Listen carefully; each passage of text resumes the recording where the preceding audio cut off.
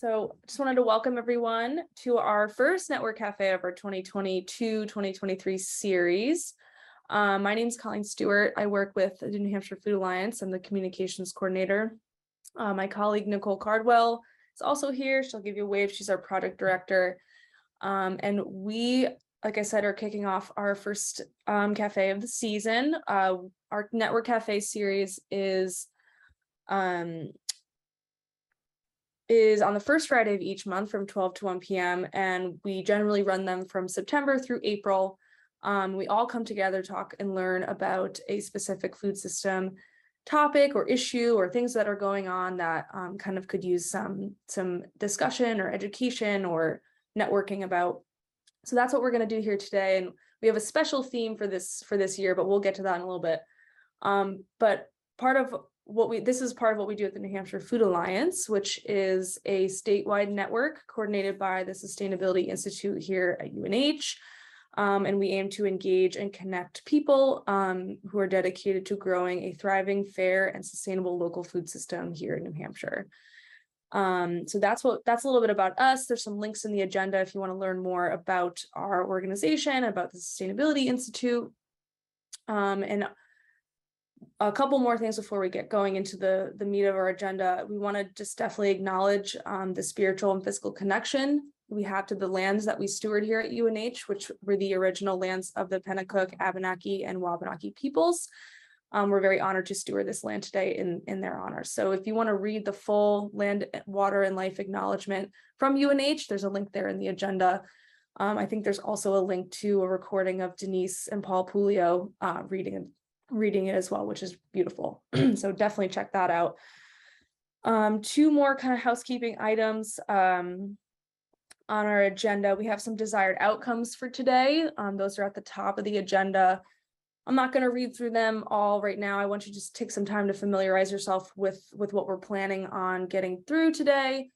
And as well as, this is a little new for our network cafes, but we wanted to have a place where we could point people to not only what we're kind of asking of as a working agreement for this time together, but also the structure of generally how these cafes are going to be formatted for the foreseeable future, really trying to split our time between presentations and education and hearing from different folks around the food system, but also to give everybody time to connect with each other and talk and chat, and whether that's in breakout rooms or kind of different styles of networking. So that's going to be our goal moving forward. And you can see that kind of laid out very nicely on our community agreement page that's linked in the agenda.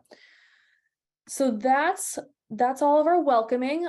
You folks are welcome to continue to use the chat to introduce yourselves and, send in questions or comments or things that you want to share. The chat is the place for that. And we're going to kind of kick it off. So today we are kind of introducing this Network Cafe series with the theme of building climate resilience in our food system.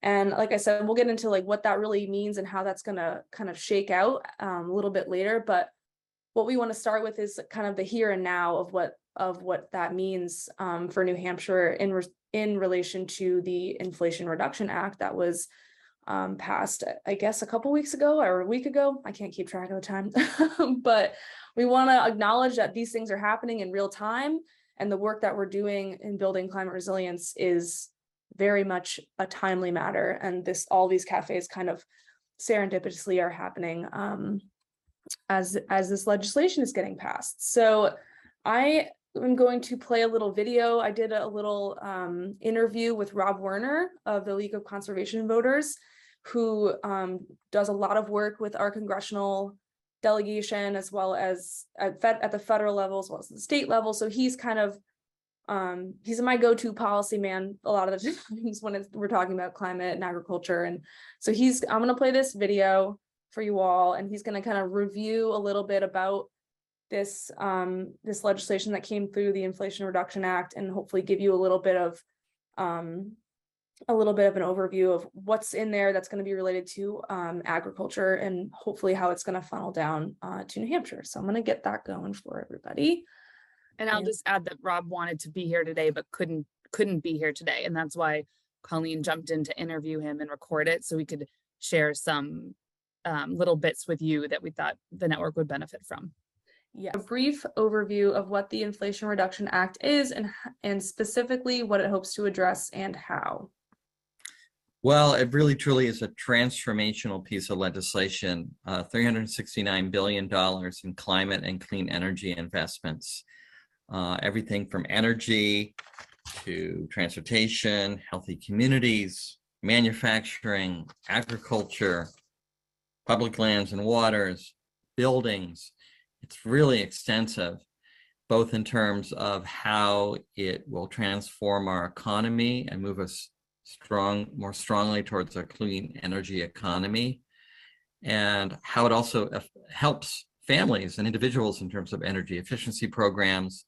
There's a lot of money in here for building solar, more wind, and other kinds of renewable energy, mostly through incentives.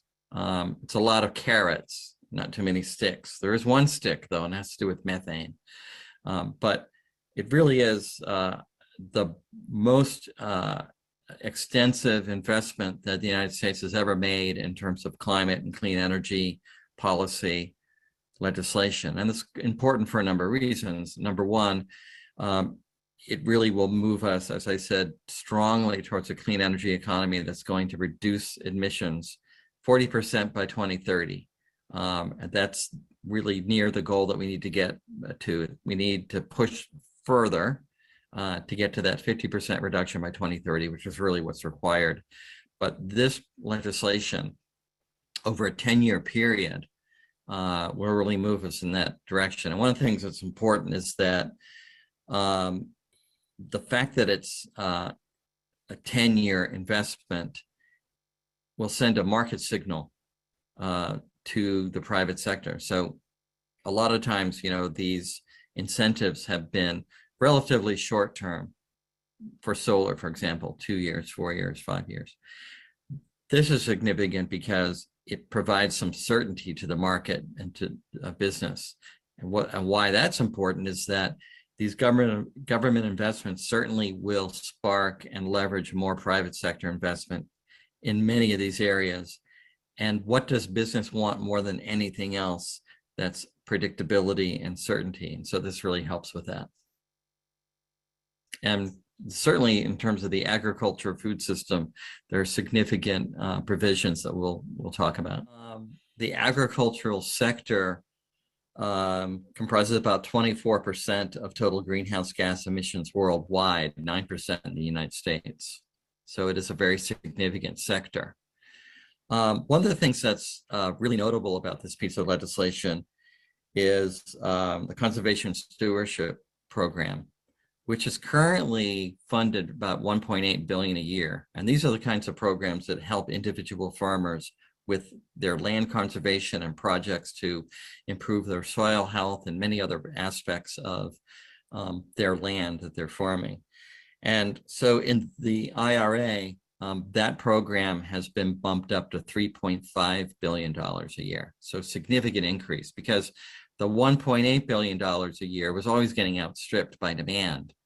So this is very significant in terms of really directing money to farmers and agricultural users to really help conserve their lands. And there's many different programs under this and initiatives under this umbrella that will help in that regard. Well, I think the renewable energy tax credits will really provide more opportunity for sort of multi-use of land in the agricultural sector. So we want to see, and there's a lot of interest in the farming community and agricultural community about building renewable resources as part of that system. And this will provide more incentives for farmers to build solar on their land. And there's, we all know that there are concurrent use that really can take place in terms of renewable energy development, solar, pollinator crops, and, as well as crops that produce food. So I think there's a lot of interest in how is it that these systems can complement each other and coexist. So this will make it easier and provide stronger incentives to do that. Awesome.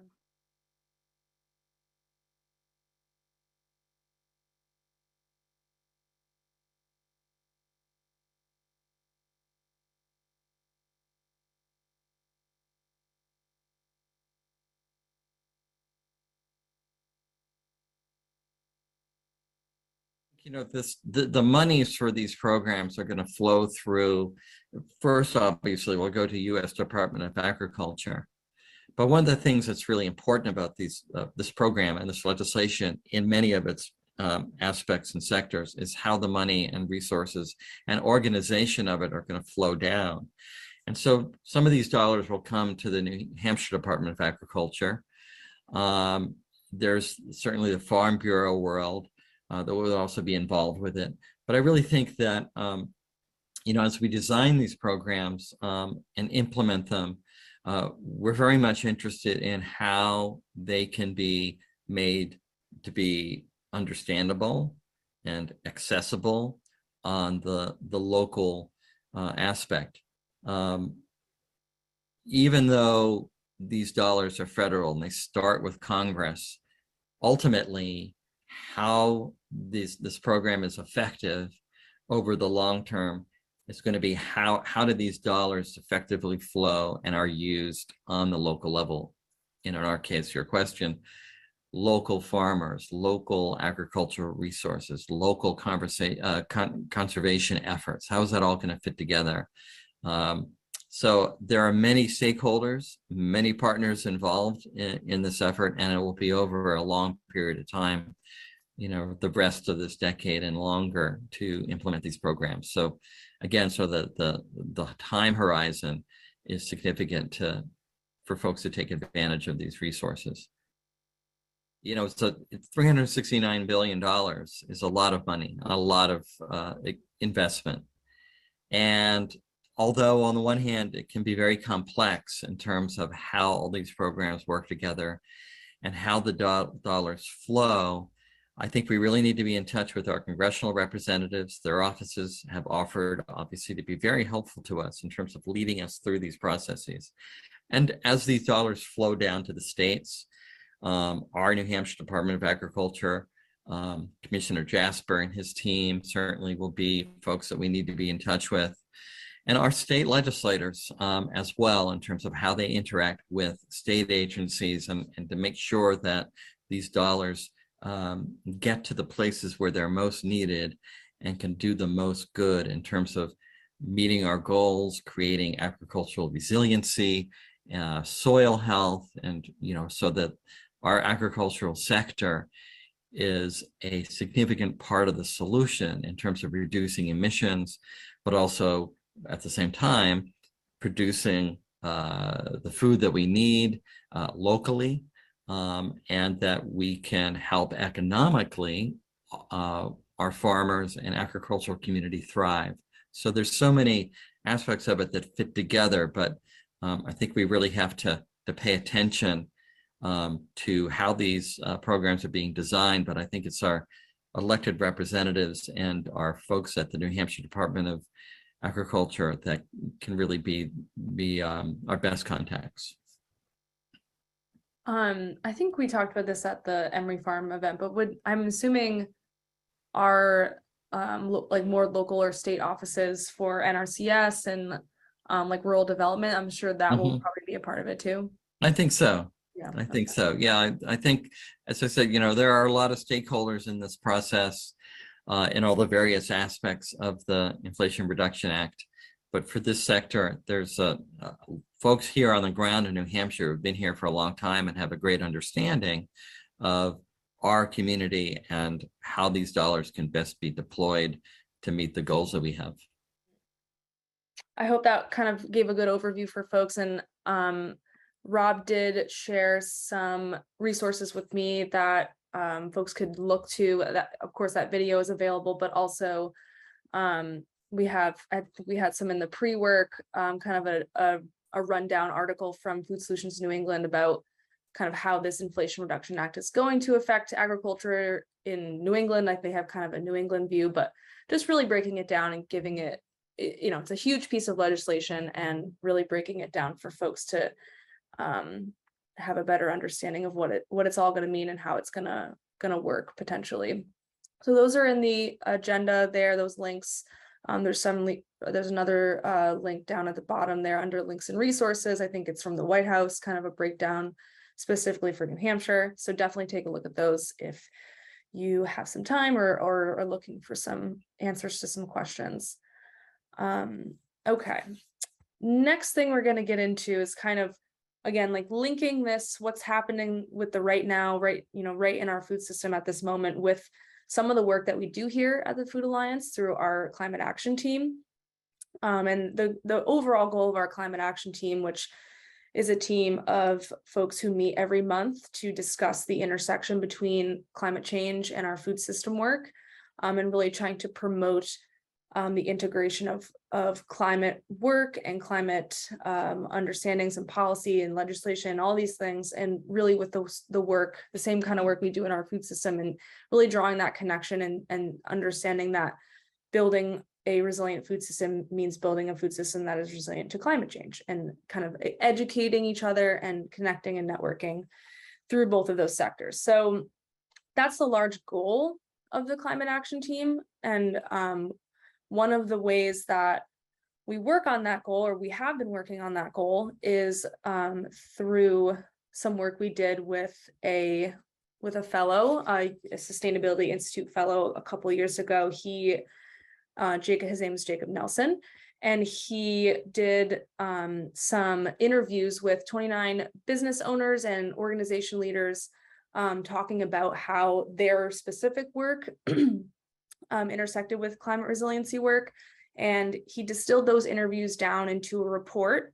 And that report's available on our website, and we can put, I think, the links in our agenda. But that report was a great distillation and analysis of the gaps and opportunities that we have in New Hampshire to continue building climate resilience into our food system work. And what we realized after we had presented this report a few times and shared it within our team, within our network, and then within a couple of events that involved other climate professionals, was that we needed some kind of succinct and digestible talking points to really take the great findings from Jacob's report and allow folks to really understand where their own work, if it's not within climate change or climate work, how their work in food systems is still contributing to building that resilience. So really understand that connection and that integration, and feel comfortable talking about it and sharing it with their network and their colleagues, so we can all kind of be on the collective same page about what needs to happen or what needs to continue to happen in terms of working towards building our food system, and that will not get disrupted by the inevitable effects of a warming climate. So Jacob and I kind of sat down, we looked through his report and picked it apart and put it back together. And we had a lot of great guidance from our climate action team, as well as from the New Hampshire Food Alliance Backbone team, which is Aaron and Nicole, to really get to this framework, which is called the How Do We Build a Climate Resilient Food System in New Hampshire? 6 Ways That Sustainable Food Systems Build Climate Resilience. So that the link to that framework is in the agenda, but I'm going to share my screen just so we can all kind of look at it a little bit together. And kind of just run through quickly, because this is going to be a real big part of what we're doing for the rest of our cafe today, is familiarizing ourselves with this framework, and kind of getting through this 6 ways and understanding each one, kind of networking around it, and figuring out how it's going to fit into this larger network cafe series that we're going to do for the remainder of the year. So right here, very clearly, we state this framework was created to articulate how our work building a strong local food system can help communities adapt and thrive as the climate changes. And we've kind of, again, broken it down into these 6 distinct ways protect farmland, make it accessible to all farmers, and practice regenerative land stewardship, invest in our local supply chain, encourage climate-friendly eating and make it accessible to all, reduce and repurpose food waste, embrace efficient and renewable farm and food chain energy, which is a lot of what Rob just spoke about with this Inflation Reduction Act. We'll probably have a lot of momentum there in the next couple of years. And the last one is lift up local climate knowledge and support community learning and participation. So those are the 6 ways we've identified at this point. Doesn't mean that they won't change or evolve as we continue to learn about this work and connect with our network on it, but this is what we've come up with at this point. I'm going to stop sharing that, and we'll kind of get into, I'm going to give everybody some time to think and ask questions about this as we go through this overview, but why we're doing this, as in why are we taking this framework and now bringing it to our Network Cafe series as this theme for the next 6 months. We really want to put action. We want to put the framework to work. We want to see how folks are going to be able to use this framework as they think about their own work and talk about it, but also to glean ideas and understandings in that kind of vein of who's doing what and what could we do more of, or how could we do it better together within one of those, each one of those ways within the framework. Turning to all of you to say, where can we do more? Where can we learn more and really understand how building climate resilience in our food system is going to kind of play out over the next 10 years, I don't know, however long. So the Network Cafe series is going to be the time where we can come each month. We'll tackle one way, one of the ways. We'll hear some presentations, we'll hear some information about certain topics, and then we'll have some time for everyone to network and think about and understand and ask questions about things that maybe are confusing or complex, and really just give everyone some space to understand this framework and hopefully use it in their work and help you kind of, again, build resilience in what you're doing and talking about it with your networks and your teams. So Nicole's going to run through a little bit about how the cafe series is going to work, and then more about what we're going to do today for the rest of our time. So I'll hand it over to you, Nicole. Thank you. So I'll be quick because we're going to get into this second part of our Network Cafe, which will be the interactivity part, which we're trying to stick to moving forward. So how will the Network Cafe series work? I think Colleen really started covering that a bit, but I'll give you an example. I'll take what she started and run with it with an example. So if you take, one of the ways is protecting farmland and making it accessible to all. So using that example, one of the network cafes will focus on that, and we would open it up with a very short sharing of language. Why is this? Why is this related to climate resilience? How is this aspect of building a sustainable food system also, how does it intersect with climate resilience? And so it'll just be like a quick moment for us to remember this framework, to practice using this language and building shared language as a community around this work. And then we will give space for topics, organizations, initiatives, projects that we all might benefit from learning about. So using the protecting farmland example, we might hear an update on the Farm Future Fund. We might, one project that I've heard a lot about is Everytown in Vermont, where there's an initiative where the state is supporting BIPOC farmland ownership, making it more accessible in every town in the state. And it's been really successful there as far as I've heard. And so we might want to learn about that in New Hampshire and explore how that might fit into our community. So we'll get there in a second. So we'll hear from initiatives, projects, organizations for the first half of each network cafe related to that way. And then the second half will engage in some way that I think will change depending on what the topic is.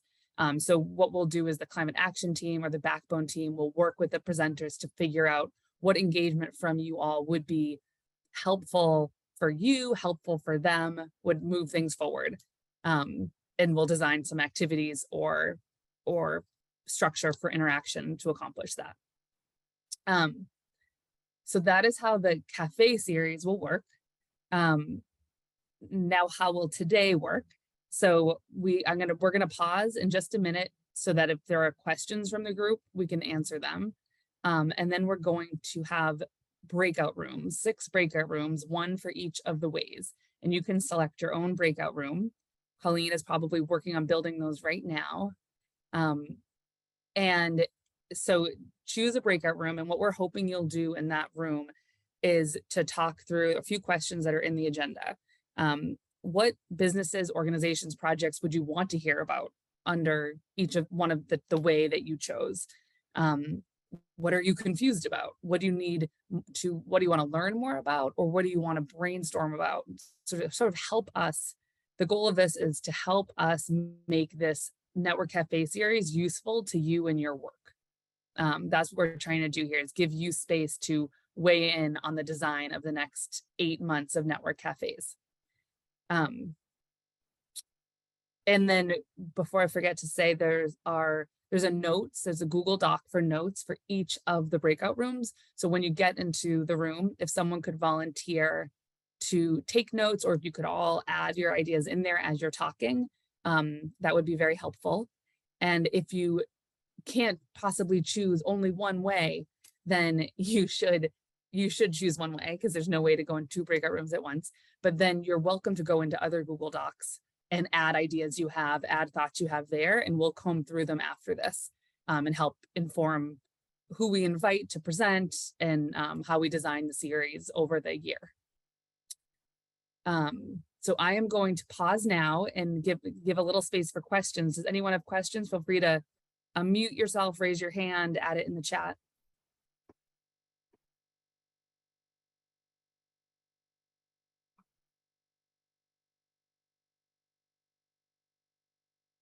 Okay.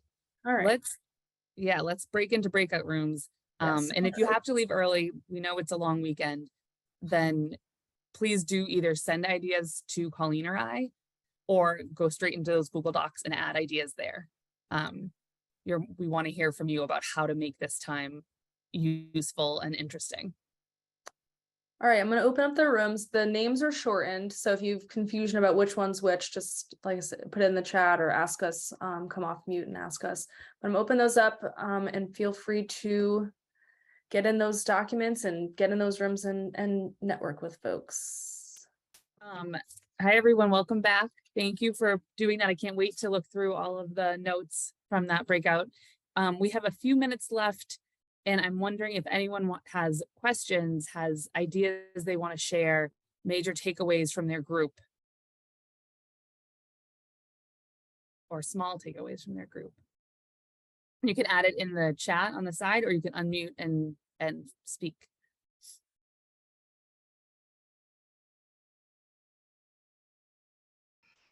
Kate from Phoenix Farm and I were talking about food waste, reducing food waste. We had a small session, but a powerful couple of minds in our session. And I shared with Kate that at New Hampshire Gleans, we recently got a call about a truck with a large number of pounds of fresh produce that were destined for a retail outlet, but unfortunately were rejected because of a temperature fluctuation. I don't have firsthand knowledge of this event, but I learned about it recently. And so we got to thinking, could an event like that, which is fortunately relatively rare, but still has the opportunity to contribute a lot to food waste, could that instead have turned into a mobile pantry pop-up distribution point, and what kinds of systems would we have had to have in place as a food system to respond really quickly and get people fed and at the same time reduce waste. So is there a trucking and distribution company out there, for example, who would be willing to be a sponsor of such an event and say, you know what, in the event that, you know, a huge amount of fresh produce becomes available and you only have a very short window to get it distributed, you know, we'll be the ones to fund a pop-up pantry, and we'll, you know, send a truck out to make that sure that that driver gets back to work, and we'll make sure that you know, there is a communication in place to make sure that it gets distributed. So yeah, it's not an event that happens very frequently, but we talked about some ideas for making sure that that food not only is not going into the landfill, but if at all possible, being distributed to where it is most needed. Thanks, Jess. That's great. I like the how would our food system have to look? What systems would we have to have in place to respond better in that situation? I think that's such a great question. I was asked, how will our notes be shared? And let's see, I think what will happen is Colleen and I will comb through them and clean them up and start sort of drafting out plans for each network cafe and work with the climate action team on developing a final vision for each one. So I don't know exactly how we'll share them, except they'll inform our planning. I'll say that's definitely going to happen, and I'm not sure how they'll be shared, but they will be cleaned up first, if that makes anyone feel better. Does someone from Protect Farmland want to share a quick minute takeaway? I'm willing to do it. I took the notes, so it's probably fresher in my head. I think what we mostly talked about was more related to education and understanding what's going on, and some folks knew of different projects that would be good to share with folks. Like the I'll just give you the example that I shared with the group was the community in Cheshire County, the community solar project that they did. We also talked about like what is happening around, you know, methane, capturing methane, understanding more about that, and understanding like who is like, do folks have a list of the different kinds of projects that are going around? And then we also talked about water and soil conservation and how they're linked, and understanding more about that would be valuable. So it was more kind of like what we would like to learn more about is what we discussed. Perfect. Thank you so much. Is there someone from investing in the local food supply chain that could share?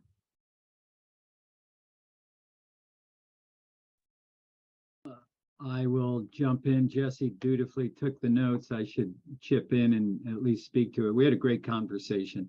You know, just the term supply chain